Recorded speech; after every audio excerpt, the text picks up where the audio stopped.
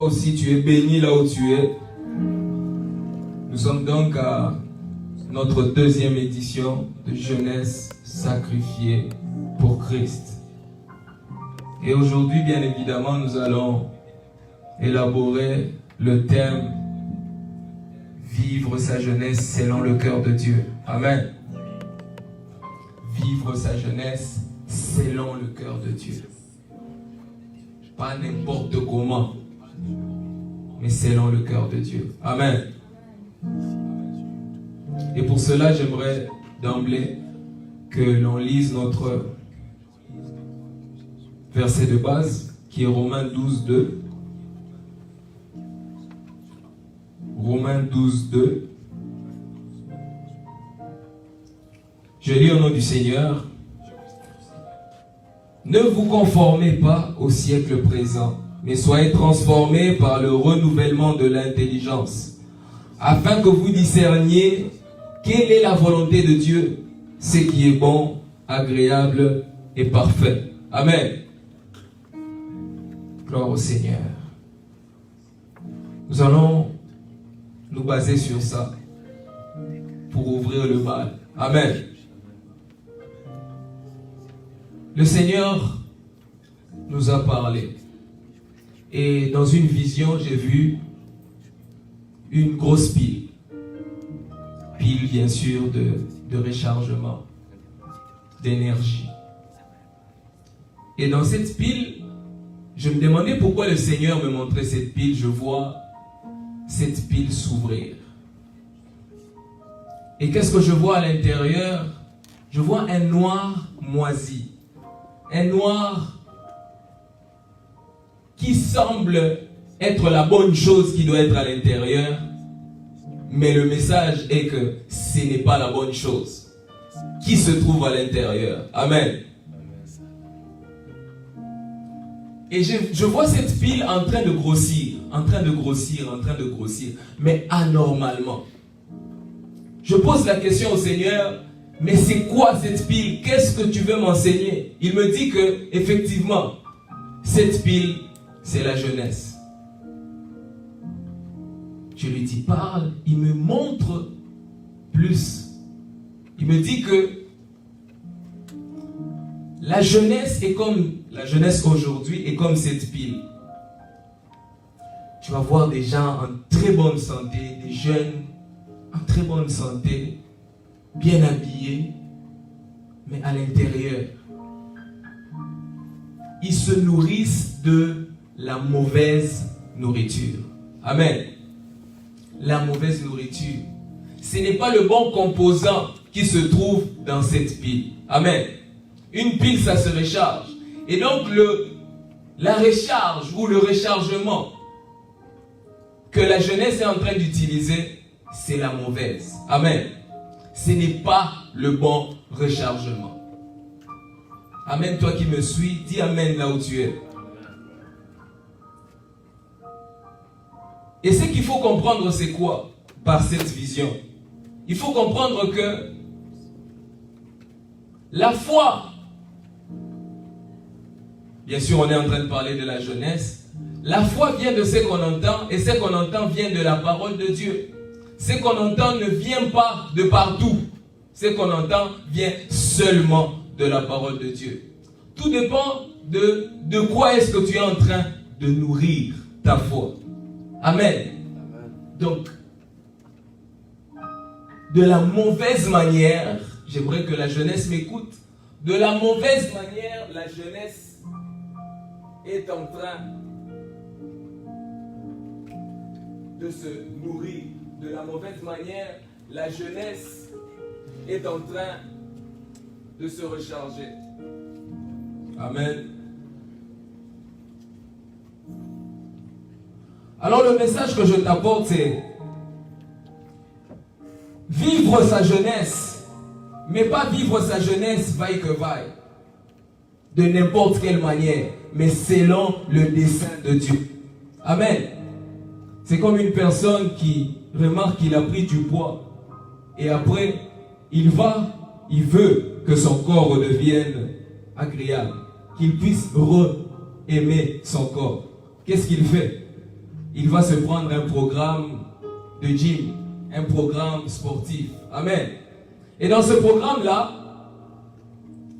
il y a l'activité sportive et il y a l'alimentation. J'aimerais m'atteler sur l'alimentation. Amen. Aujourd'hui, malheureusement, on s'alimente très mal. Qu'est-ce qu'on mange? Qu'est-ce qu'on mange? Il faut suivre quoi? Maintenant, le plan de Dieu ici.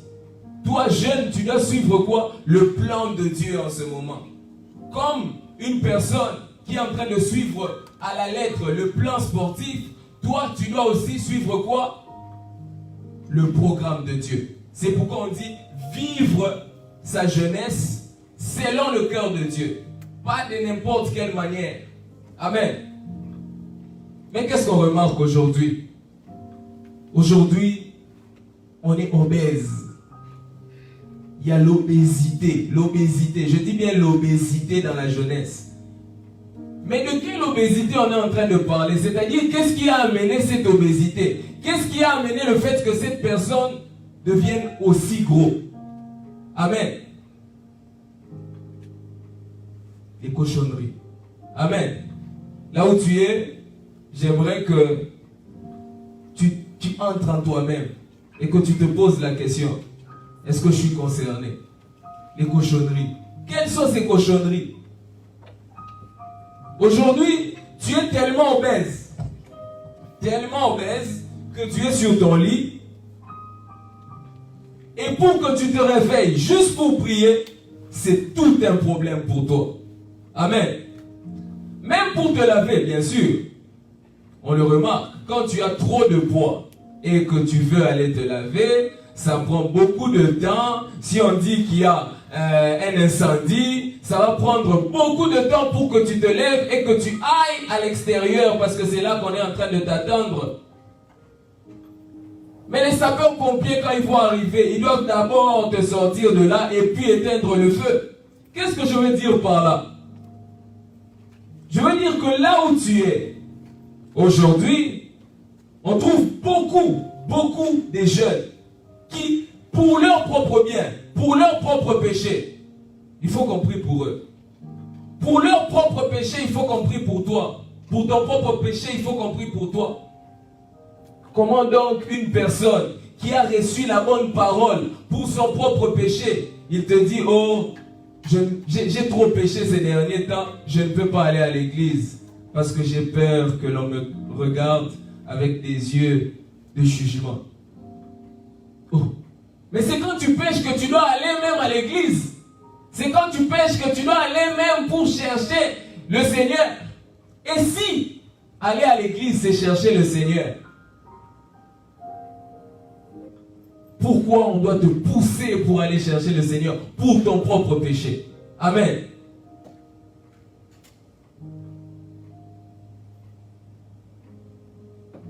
Et donc, dans ton obésité, pour aller juste te laver, pour aller juste demander pardon pour tes propres péchés, il faut qu'on le fasse à ta place. Il faut qu'on prenne un long moment d'exhortation pour que tu puisses demander pardon.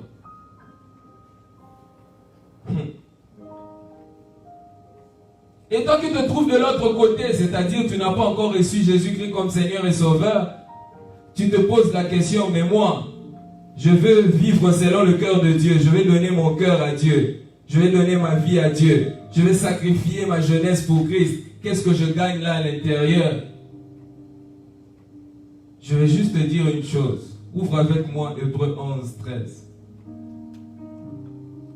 La Bible déclare dans Hébreux 11, 13, c'est dans la foi qu'ils sont tous morts sans avoir obtenu les choses promises. Mais ils les ont vus et salués de loin, reconnaissant qu'ils étaient étrangers et voyageurs sur la terre. Bien-aimé, toi qui n'as pas encore reçu Jésus-Christ comme Seigneur et Sauveur, laisse-moi te dire, nous qui avons sacrifié nos vies pour le Seigneur, nous qui avons sacrifié notre jeunesse pour le Seigneur, on ne l'a pas sacrifié pour le matériel. On ne l'a pas sacrifié pour avoir de voitures, pour rouler carrosse, pour avoir de l'argent. On a sacrifié notre vie en vue de cette cité. Amen. On a sacrifié notre vie en vue de la vie éternelle. Amen. Parce qu'on veut vivre. Après cette vie, laisse-moi te dire, il y a une autre vie. Et qu'est-ce que tu vas faire? Qu'est-ce que tu vas faire?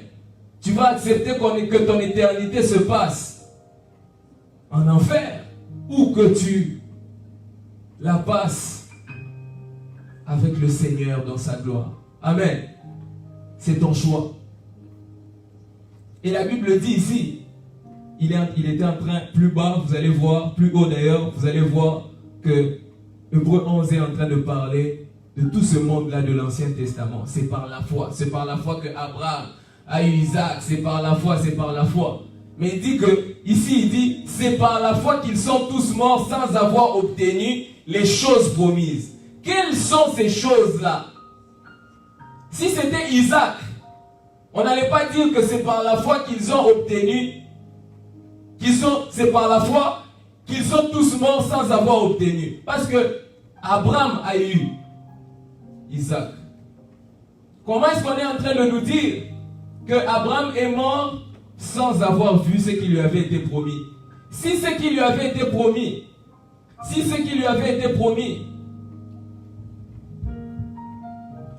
j'étais en train de dire, si ce qui lui avait été promis, c'est Isaac.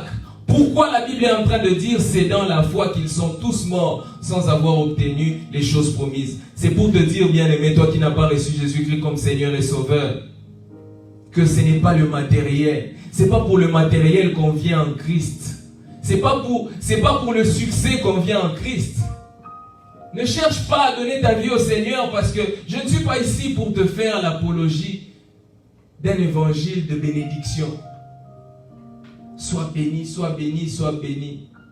Mais si tu es béni et que tu passes ton éternité en enfer, à quoi servent toutes les bénédictions que tu as eues? Amen. Et le Seigneur me dit, je veux que la jeunesse me rende attractif. Amen.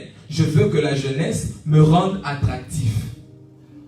Mais comment tu peux rendre le Seigneur attractif si tu ne portes pas Jésus sur toi? C'est comme une personne qui dit, il fait la pub de Louis Vuitton, mais il ne porte pas Louis Vuitton sur lui. Amen. Comment est-ce que tu peux faire la pub de Louis Vuitton sans porter Louis Vuitton sur toi? Comment est-ce que tu peux faire la pub de Adidas sans porter Adidas sur toi? Amen. Parce que les gens doivent voir Adidas sur toi. Et c'est là qu'ils vont te poser la question, oh, où est-ce que tu as acheté ça? Moi aussi je veux acheter. Et le Seigneur veut nous rendre, veut que par notre vie, qu'on puisse le rendre attractif. Que quand les gens vont nous voir, qu'ils puissent se dire, oh, mais je ne te connaissais pas comme ça. Comment est-ce que tu es devenu comme ça? Comment est-ce que tu agis avec douceur maintenant aujourd'hui? Toi qui étais colérique. Je ne te connaissais pas comme ça. Qu'est-ce qui s'est passé? C'est dans cet étonnement que les gens vont venir vers le Seigneur. Amen. Je veux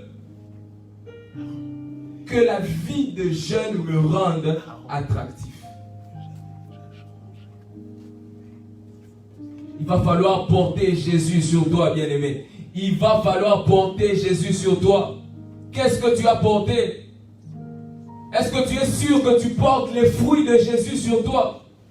Es-tu sûr là où tu es que tu portes les fruits de Jésus sur toi? À un point où quand les gens vont te voir, ils vont dire, oh, je peux voir les marques qui n'étaient pas auparavant, mais qu'est-ce qui s'est passé? Qu'est-ce qui a changé? Et te poser la question, mais qu'est-ce qui t'a changé? Et c'est là que la porte s'ouvre pour toi. Et là maintenant, tu peux gagner cette vie à Christ. Aujourd'hui, l'évangélisation, je vais vous dire pourquoi parfois ça ne marche pas, ou souvent ça ne marche pas. Parce que les gens nous connaissent. Cette personne te connaît personnellement. Il vit avec toi. Ou alors tu chilles avec lui. Tu passes le temps avec lui. Et tu viens lui parler du Seigneur. Les réactions que tu as, c'est pas ce que tu es en train de me prêcher ici. Donc de nous-mêmes, on est en train de tuer l'évangélisation avant même que l'évangélisation ne commence. Amen. Et on est là. On est là. Tu commences par le faire par ta propre vie.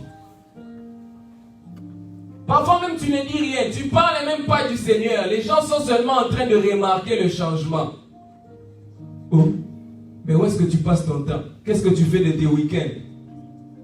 Non, moi mes week-ends, bon, je passe ça chez moi, voilà quoi. Soit je suis à l'église, soit... Oh, mais toi tu as sacrifié ta jeunesse. Tu as sacrifié ta jeunesse, tu ne vas plus en boîte. Tu fais plus des choses de plaisir, tu prends plus plaisir pour ta jeunesse. Qu'est-ce qui s'est passé? On m'a souvent dit ça, tu es devenu vieux avant l'âge. Servir le Seigneur et suivre le Seigneur ne veut pas dire que tu es devenu vieux. Amen. Au contraire, tu rajeunis. Amen. Je suis devenu encore plus jeune parce que le Seigneur m'a rajeuni. Amen. J'aime ça. Et quand les gens me voient, oh, mais allô, où est-ce que tu es? Je dis, je suis à la maison. Mais qu'est-ce qui se passe ce soir? Je sais qu'il se passe ce soir. J'ai un match que je vais regarder. Viens, on va aller, je ne sais pas où. Où? On va aller en boîte de nuit. Ne me cherchez plus là-bas. Oh. Dieu a changé mon adresse. Ne me cherchez plus là-bas. Il y a longtemps que j'ai déménagé.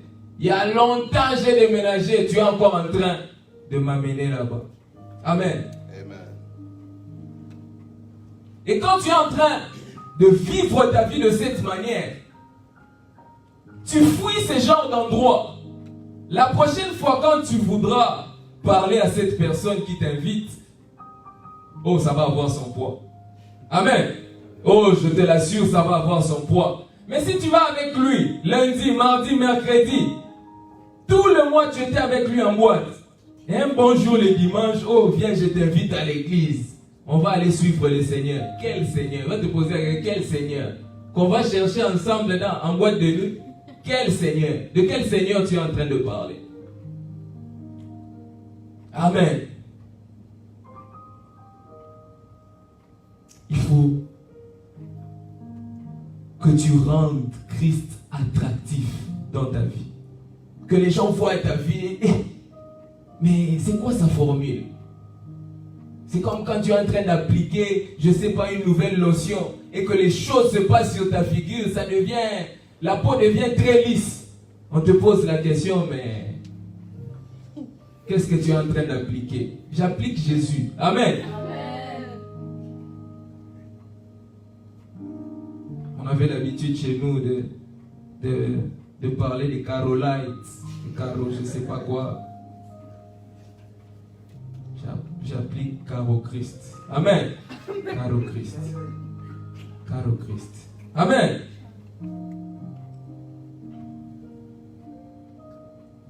Et les gens n'ont même pas le temps de t'apprécier, en fait. Et tu ne leur donnes même pas le temps parce qu'ils ont déjà un avis sur toi. Tu parles du Seigneur à quelqu'un. Un autre jour, il vient s'asseoir avec toi. Vous êtes en train de regarder, je ne sais pas moi, un film. Et puis après, par ton comportement, on va dire, ça pue. Je dis bien ton comportement pue le mauvais caractère. Amen. Tu as parlé il y a un jour du Seigneur à quelqu'un. Et maintenant, parce que là tu étais dans la peau de maman évangéliste, de papa évangile. Maintenant c'est la vie. Maintenant on va te trouver dans un autre endroit. Vous allez acheter quelque chose, je ne sais pas moi, au McDo. La manière avec laquelle tu réponds à la personne qui est en train de te donner le Big Mac, même lui que tu as prêché s'étonne. C'est lui qui est en train de me parler du Seigneur. Regarde comment il réagit. Quand on revient à la vie, on oublie la Bible, on met la Bible de côté.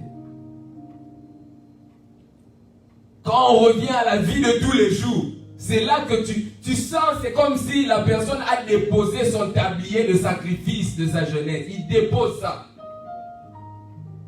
Puis là, il vient, il te montre son vrai caractère. Après, quand tu vas lui dire, mais frère, comment tu as parlé là-bas?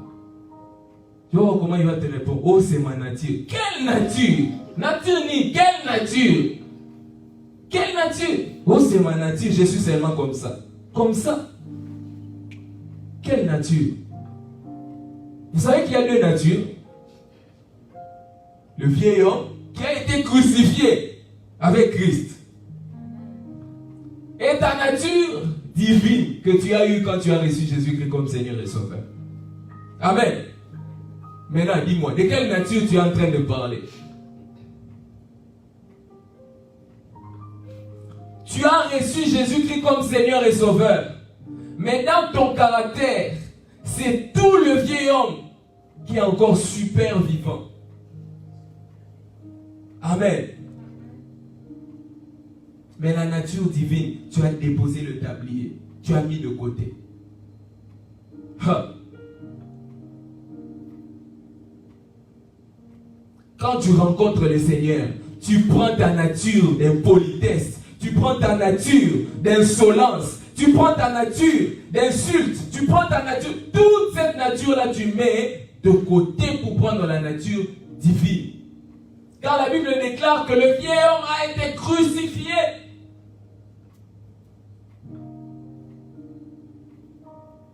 Quelle est ta nature en ce moment?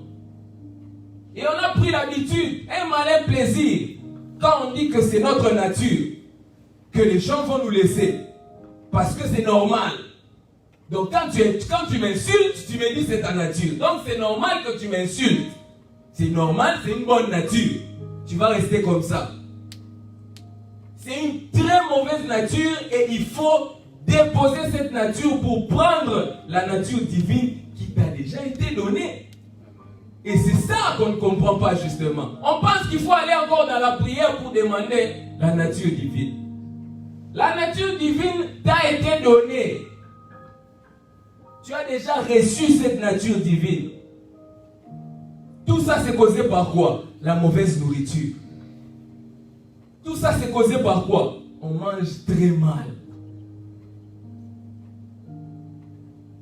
On mange par quoi? Par les statuts. Aujourd'hui on mange par quoi? Par les réseaux sociaux. Aujourd'hui on mange par quoi? On mange par toutes ces plateformes-là. Ce sont ces choses qui nous font manger. On va suivre les prédications, mais la Bible, on ne touche pas. On suit les prédications. Non, aujourd'hui, je ne vais pas méditer, mais je vais suivre les pasteurs tels. Tu suis. Et ta vie ne change toujours pas. Après, tu vas suivre ton motivateur préféré, le youtubeur ou la youtubeuse. Et c'est ce qui est en train de te nourrir. C'est ce qui est en train de nourrir, si tu veux, c'est que tu appelles la foi, entre guillemets. Or, la foi vient de ce qu'on entend. Et ce qu'on entend vient de la parole de Dieu. Pas du youtubeur motivateur. Je me rappelle, une personne m'a dit, ah frère, j'étais en train de suivre ce gars, le motivateur. Un jour, je me réveille, je regarde, je ne vois plus les vidéos. Oh. Je vais suivre comme ça, je vois, oh non, il s'est suicidé. Eh Seigneur. Celui qui te motive tous les jours, chaque matin, tu te réveilles. Tu dis, ah, le gars, il est comme, lève-toi, même si tu sens que tu es fatigué, lève-toi, va travailler. Si tu sens que tu arrives un jour comme ça, il s'est suicidé lui-même. Oh. Donc il me motive tous les jours. Il s'est suicidé. Motivateur temporaire. Amen. Il faut revoir tes motivations dans le Seigneur. Quelles sont tes motivations? Qu'est-ce qui te motive quand tu viens dans le Seigneur? C'est quoi? Il faut que tu revoies tes motivations. Amen. Et donc tout ça c'est dû à la mauvaise nourriture, à la mauvaise information. On va tirer des choses par-ci par-là. L'évangile selon le statut d'Israël. L'évangile selon le statut de Myriam. L'évangile c'est...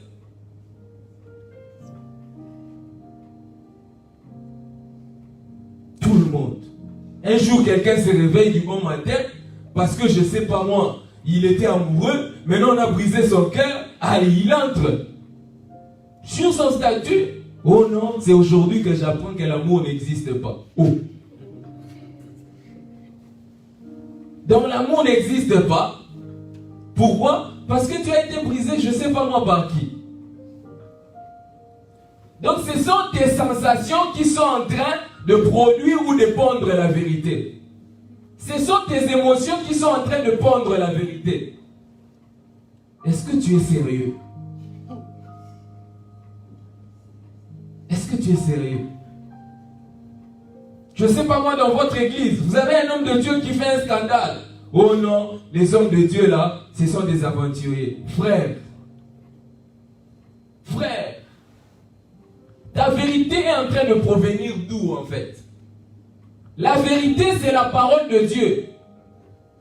Et ce qui fait en sorte que tu vives là, c'est pas ça l'amour? On chante, l'amour est une personne qui a quitté le ciel pour sauver les hommes. Parce qu'on t'a brisé le cœur, l'amour n'existe pas. Et l'amour qui t'a sauvé, il est parti où? Amen. Ce que tu es aujourd'hui, c'est parti où? L'origine de ce que tu es aujourd'hui, c'est parti où? Tes sensations sont en train de produire la vérité. Et quand tes sensations produisent la vérité, tu ne marches pas selon le cœur de Dieu. Amen. Dieu, il a été tellement bon. Il nous a sauvés et il nous a donné un mode d'emploi.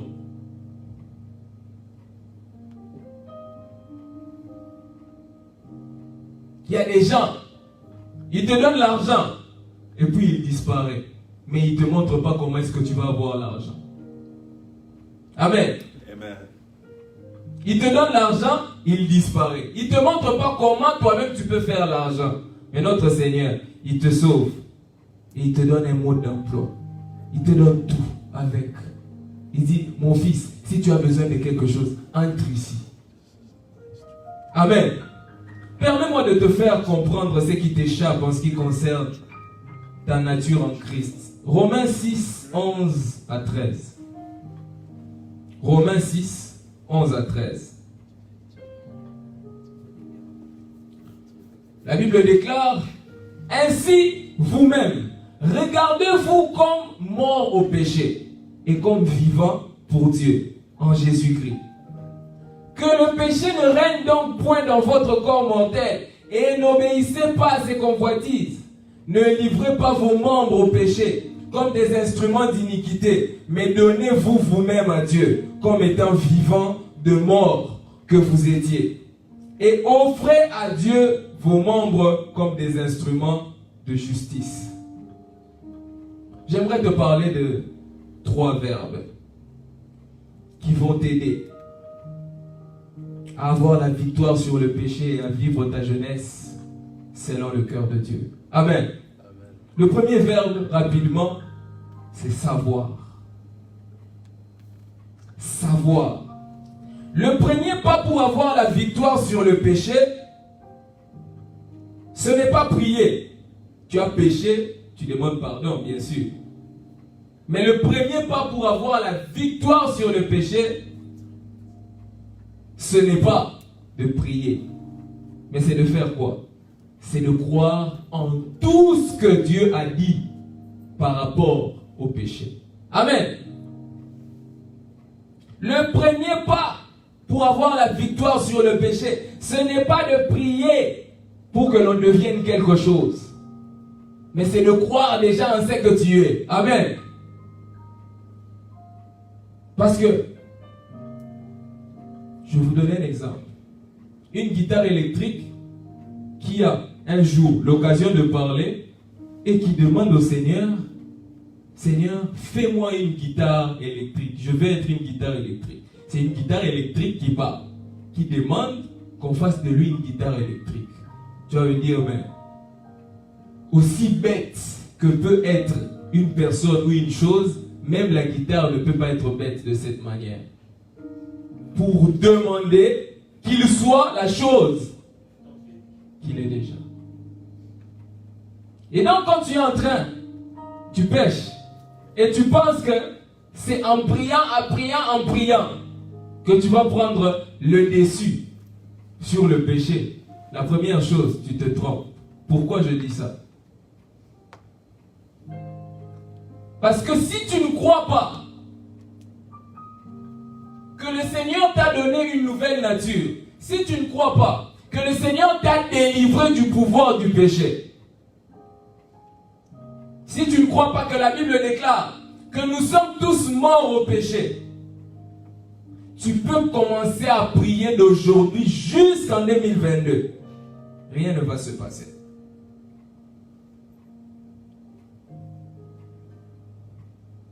La Bible déclare, tout ce que vous demanderez en mon nom, avec foi, par la prière, vous le recevrez. Avec foi, par la prière. Toi, tu pries sans croire au fait que Dieu t'a délivré du pouvoir du péché. C'est la première chose qui est en train de te manquer. Tu te bats, tu es en train de sortir les biceps. Ça ne va pas marcher. Amen. La première chose, tu dois croire que tu as été délivré du pouvoir du péché. On vient de le lire. On vient de le lire. Ainsi vous-même, regardez-vous comme mort. Un mort ne réagit pas. Tu es mort. Tu restes comme ça. C'est comme si on venait proposer du jus de pomme. Tu aimes beaucoup jus de pomme. Mais tu es déjà décédé et il y a ton cadavre là-bas, on vient te donner le jus de pomme. Est-ce que tu vas réagir? Tu ne peux pas réagir parce que tu es déjà mort. Amen. Et si tu ne peux pas déjà croire en cette vérité, j'aimerais te dire, c'est déjà l'échec qui commence. Amen. Et si tu ne sais pas que quelque chose t'a été donné, et si tu ne sais pas que quelque chose se passe, tu ne peux pas avoir une réaction par rapport à ça. C'est comme en ce moment que je suis en train de vous parler. Si une personne que j'aime beaucoup dans ma famille meurt, je suis en train de prêcher, je ne sais pas. Amen. Et je ne peux pas réagir. C'est exactement comment tu es. La raison pour laquelle tu ne peux pas produire quelque chose, c'est parce que tu ne sais pas et tu ne crois pas déjà en cette vérité. Pour que je sois triste, il faut que quelqu'un vienne me dire, écoute, tel est mort chez vous. Ah, là, je vais produire l'émotion. Mais si on ne vient pas m'annoncer, mais la vérité est là. Et je ne connais pas, parce qu'en ce moment, la vérité c'est par exemple que, oui, la personne est décédée. Mais si je ne le sais pas, je ne vais pas pouvoir réagir par rapport à ça. Je peux même signer un contrat pour la personne qui est décédée ici. Je peux même dire, écoute, j'achète par exemple des habits pour ma petite sœur. Mais la vérité c'est que ma petite sœur en ce moment, admettons, est décédée. Je peux même faire des choses par rapport à ma petite sœur parce que je ne connais pas ce qui s'est passé. Et c'est comme ça. C'est comme ça qu'on se retrouve. On ne connaît pas l'information qu'on doit connaître. On est là comme ça, on ne connaît pas l'information. Et donc on ne peut pas réagir adéquatement. Amen. Le deuxième verbe.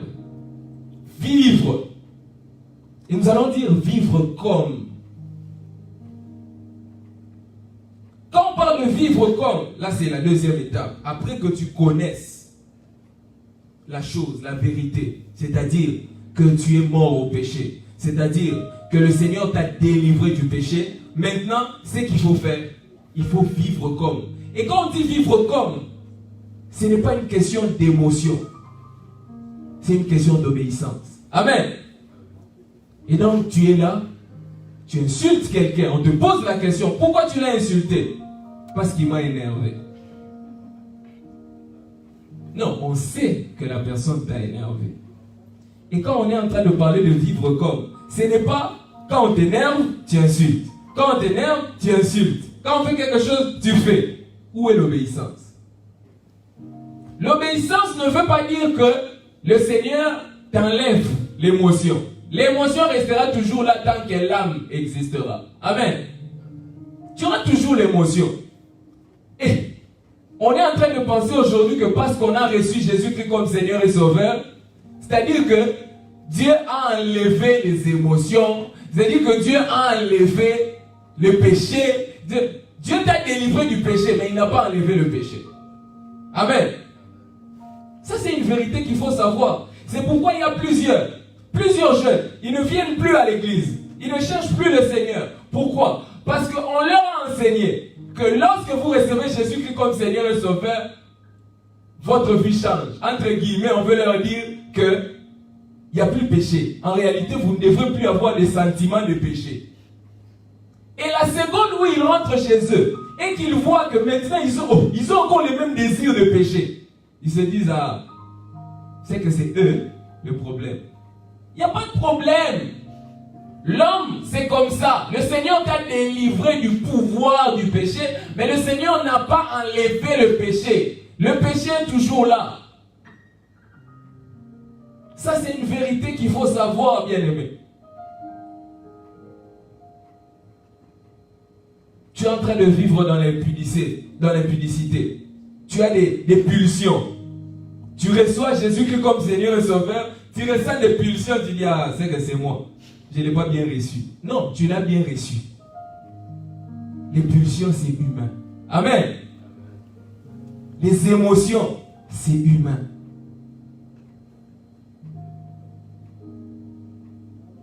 Le péché n'a pas quitté. Le péché est toujours là. D'ailleurs, tant que la terre subsistera, tant que tu auras toujours ce corps, le péché ne va pas bouger.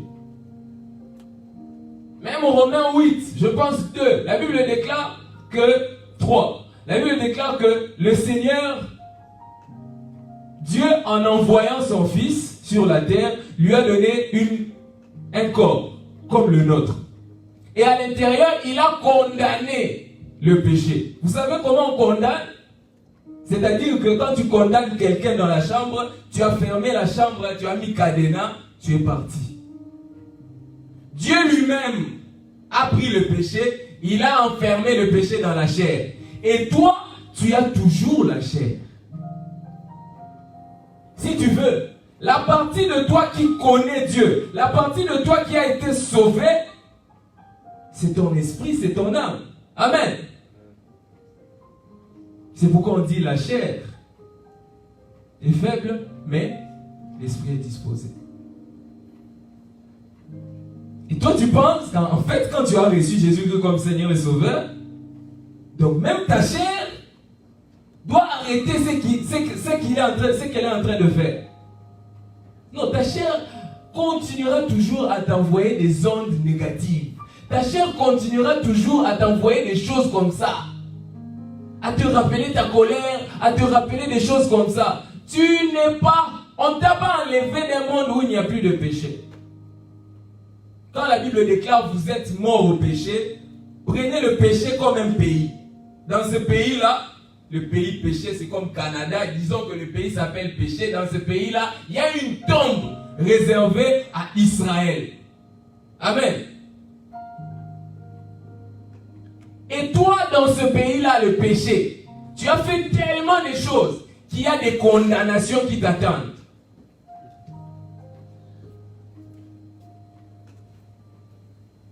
Vous savez des pays où, par exemple moi, je suis originaire du Congo, admettons que dans ce pays-là, j'ai tué des gens, j'ai fait des choses abominables, et on est en train de me chercher.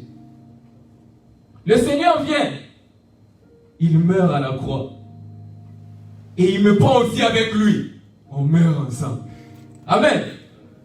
Et quand vraiment c'est fini pour toi, tu es mort.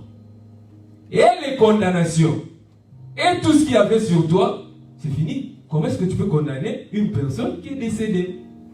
Il ne va pas purger sa peine, il va rien faire. Alors le Seigneur, il vient, il meurt avec moi, pour que ces condamnations-là, qui se retrouvent être les miennes dans mon pays, le Congo, ne soient plus sur moi. C'est pourquoi la Bible dit, il n'y a maintenant plus de condamnation pour ceux qui sont en Christ Jésus, mais qui marchent selon l'esprit et non selon la chair. Est-ce que quelqu'un comprend ça? Et le Seigneur te prend et il voyage avec toi. Il t'amène dans une autre vie. Et toi, comme les enfants d'Israël, tu te décides de rentrer en Égypte. Oh non, on était bien en Égypte. Mais les Égyptiens t'attendent, très bien même. Les Égyptiens sont en train de t'attendre. Ils sont là, ils n'attendent que toi. Ils veulent te prendre et te cribler. Parce que tu leur as fait tellement de mal. Parce que le salaire du péché, c'est quoi? C'est la mort. Et ils sont en train de te chercher pour te condamner. Toi, tu veux rentrer là où il y a des condamnations sur toi. C'est pourquoi on dit que quand il n'y a plus de condamnation pour ceux qui marchent selon l'esprit, pas selon la chair. Parce que quand tu marches selon la chair, c'est comme si tu es rentré en Égypte. Amen. Si au Congo, on sait qu'en ce moment, je suis mort, il laisse toutes les condamnations sur moi. Mais dès que je mets mes pieds sur le sol congolais, il est vivant, justice directement. C'est pourquoi quand tu pêches, la condamnation est sur toi, que personne ne te mente. Amen. Le dernier pour finir, se livrer à Dieu. On a vu savoir, vivre comme, et puis se livrer à Dieu.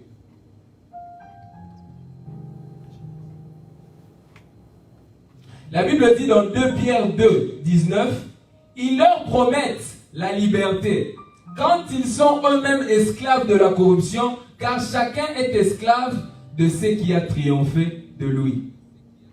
Homme que tu es, tu seras toujours esclave de quelqu'un. Amen. Je t'informe. Tu seras toujours esclave de quelqu'un.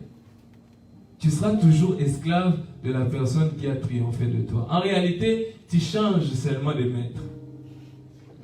Amen.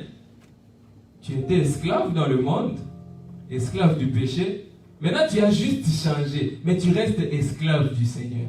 Amen. Ah oui. Dieu ne t'a pas enlevé dans l'esclavage pour que tu serves, dans l'esclavage du péché, pour que tu serves un autre maître. Pour que tu le serves. Donc vous pensez que Dieu, il vient, il nous sauve? Non, pour que l'on reste là et qu'on fasse notre vie tranquille. Non, il nous a sauvés pour que nous, on puisse travailler pour lui. Amen. C'est la vérité. Et donc, il ne faut pas t'arrêter seulement à fuir le péché. Tu fuis le péché et tu suis Jésus. Amen. Amen. Tu fuis le péché et tu suis Jésus.